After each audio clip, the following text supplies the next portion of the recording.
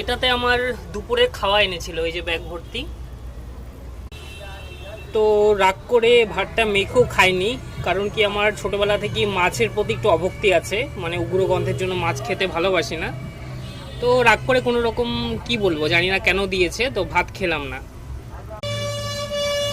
ঠিক হাতটা ধুয়ে যখনই আমি দোকানের সামনে দাঁড়ালাম, হঠাৎ করে জানি না একটা গাড়ি এসে দোকানের সামনে থামলো, খিচুড়ি বিতরণ করা হচ্ছে।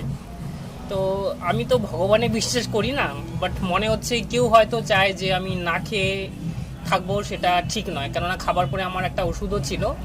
তো যে প্রসাদ বিতরণ করছিল, আমি জানতাম না প্রসাদ, বললো শিব পূজার প্রসাদ, আমাকে ইশারা দিয়ে ডাকছে, বলে পূজার প্রসাদ এসে নিয়ে যাও।